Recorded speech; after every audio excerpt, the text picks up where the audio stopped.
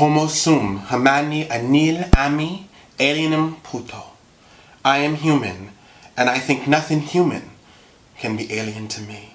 Blessed be my witches, and welcome to another episode of Witch Please. It is I, Odin the Seer, and today we are going to be talking about how we limit our fellow man and woman. We spend a lot of time with this belief or this illusion that people have to be, act, live in a certain way. We have been told by the powers that be that to fit in, we need to follow these guidelines, these rules. We are taught that people don't change, but yet we know that seasons change, things change, everything changes. We are constantly changing.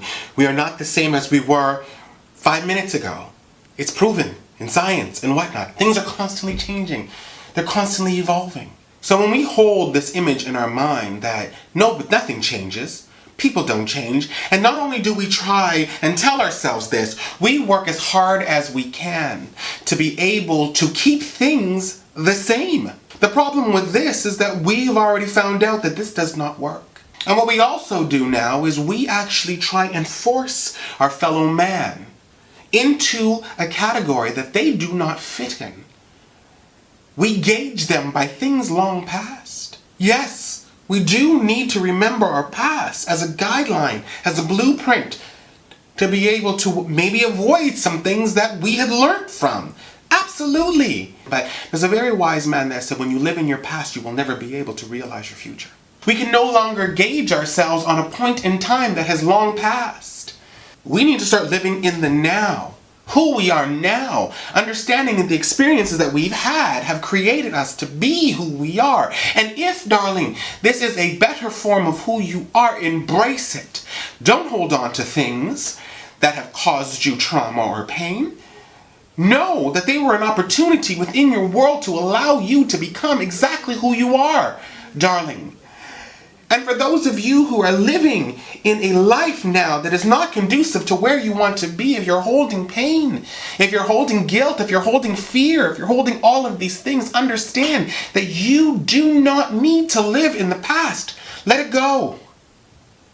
Let it go and live for once. Be who you are. Understand who you are. Don't hold resentment.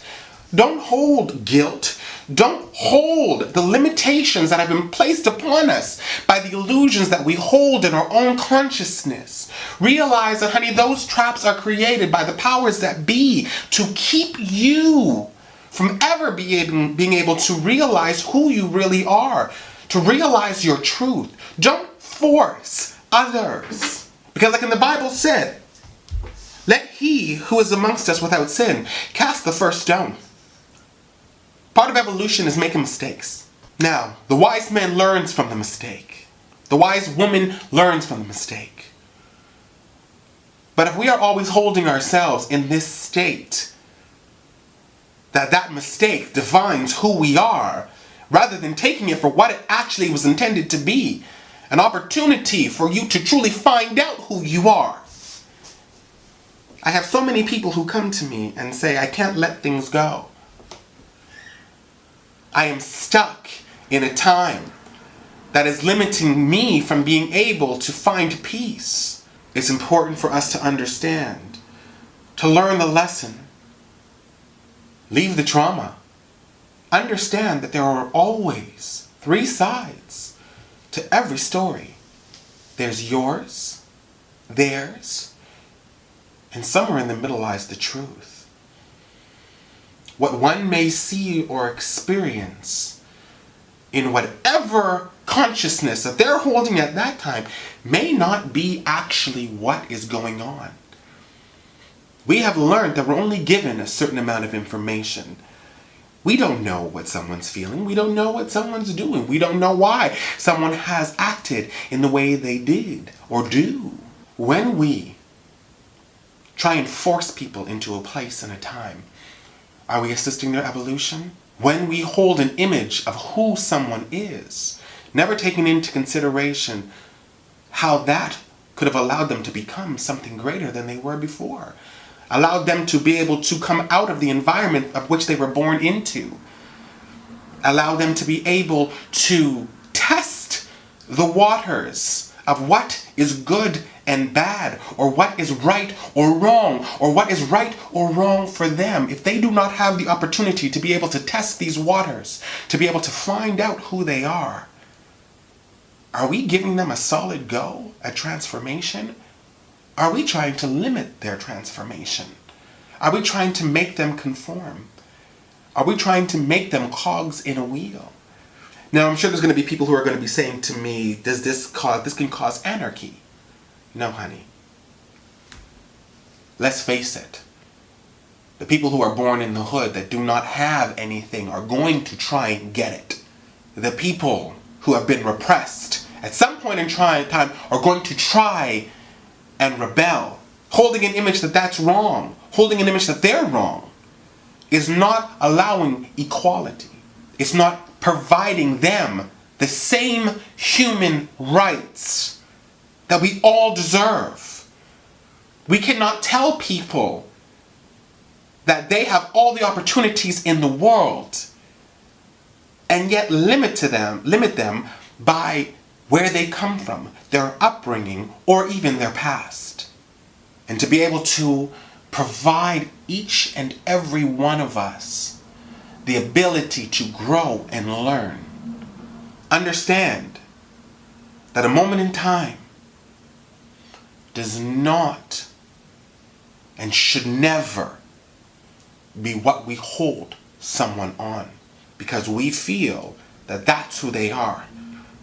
Remember, people are always changing. Things are always changing. When we open up our hearts and we understand and we give them the same human decency that we would want provided to us, then we liberate, we emancipate, and what's far greater is we provide the support for true transformation.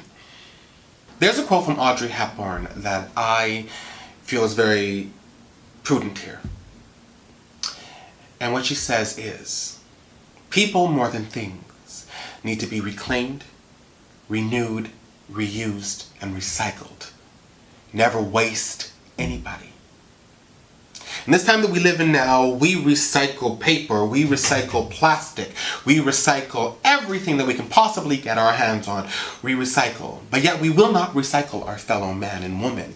Am I the only person that finds it odd that we won't give our fellow man the same respect that we would give plastic?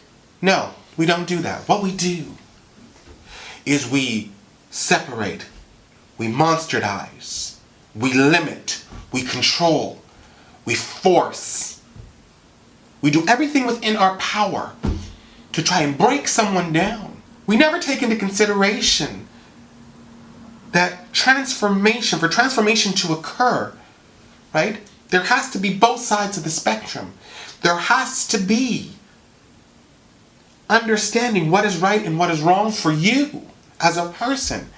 Rather than what is right and wrong from the status quo, from a group of people who tell you what you should and should not do in an attempt to be able to enslave you. And what's worse is we buy into this. We buy into it. We hold it as our own personal truth. The fact of the matter is, my spiritualist, we need to realize that for the world to change, we need to change ourselves first. We need to change what's inside here. We need to stop pointing fingers and stop persecuting and stop them versus us and monsterizing our fellow man and start getting to know who they are, understanding them, looking at the commonalities, right? We are all one. We come from the exact same thing. This world is fighting back. Pollution, global warming.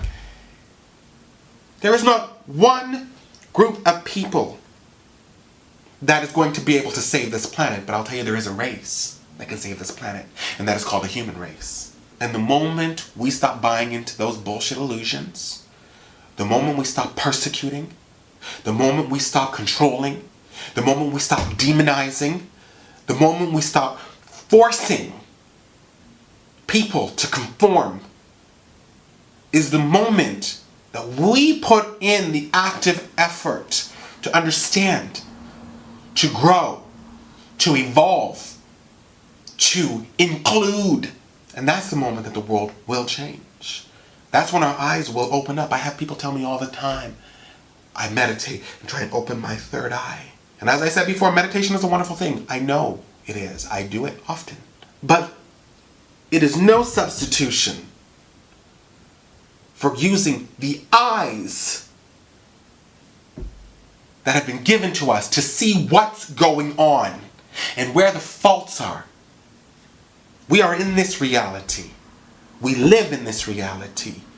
Open your eyes. Open your mind. Because when we start doing this and start changing this will open automatically. Because now we have enlightened ourselves. And now this eye can do what it was intended to do in the first place.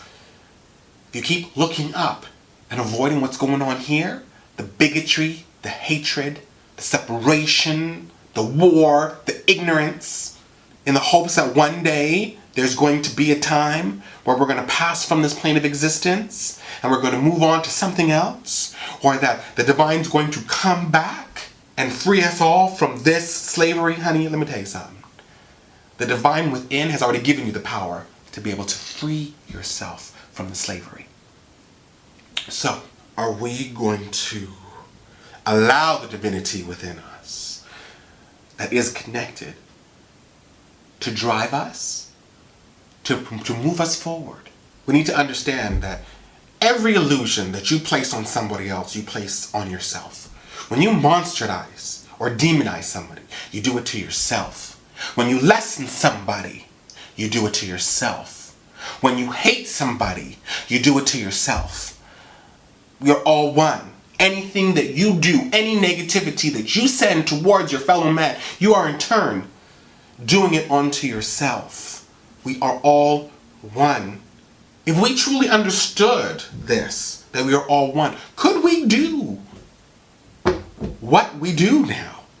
Could we feel that somebody is evil or right or wrong or all these things? Could we do that? No. Could we be hurt, damaged, or victimized by somebody else? No, because you know what? We would understand what's going on. We would understand where they are. We wouldn't take shit personally. And we would never try to hold somebody in that situation. We would understand that it's an experience. We would work out our differences. We would try to understand each other better. Like Terrence said, I am human, and I think nothing human can be alien to me. Choose a path of love. Draw the connections. Stop feeding in to a consciousness that truly doesn't care about our evolution. And it will do everything in its power to keep itself alive. And it will do everything in its power to keep us believing we are separate. It will do everything in its power to keep us feeling victimized, to keep us feeling powerless, keep us feeling like we cannot achieve anything, and buying into a system to perpetuate the same thing that we have always known to be. The definition of insanity is to do the same thing over and over again and expect a different result. Let's try the path of love. Let's try the path of acceptance. Let's try the path of unity. Let's give it a go. Let's see what happens. We are not evil people. We are not expendable. We have learned that when we hold a them versus us, when we monsterdize, when we demonize, we've learned that it makes it easier for us to be able to destroy them, to enslave them, to control them. That is a force that is out there now. That is a force that has allowed us to enslave ourselves and other humans. We need to break that cycle. Just try to understand. Open your heart. Open your mind. Love. Just love. And sometimes loving people is scary. Sometimes trying to understand somebody is scary. Sometimes forgiving somebody is scary. Sometimes helping somebody is scary. But you know what the most powerful thing about those things are? About love? Is that when you do the aforementioned things and you understand and you try and connect, we emancipate our soul. It may sound weird when someone says, love unconditionally, because it truly is for you. Love without illusion, love without condition. It truly is for you. And when you take into consideration that we are all one, that is doing your part in heightening the collective consciousness. And that is our episode for today, my spiritualists. If you have not subscribed, you need to press subscribe. Join the Witch Place family and do not miss out on a thing. You can follow us on Twitter, Tumblr, Instagram, as well as Facebook, and you can always send me a personal email at witchplaceofficial@gmail.com. Don't forget to press that bell icon so that you're notified when a new video comes out, because you know you don't want to miss a thing. I said it before, and I'll say it again. It is a pleasure to have you in my world. It is an honor to have you in my magic. And you are always in my heart. I love you, my spiritualist. And I will see you again on another episode of Witch. Please.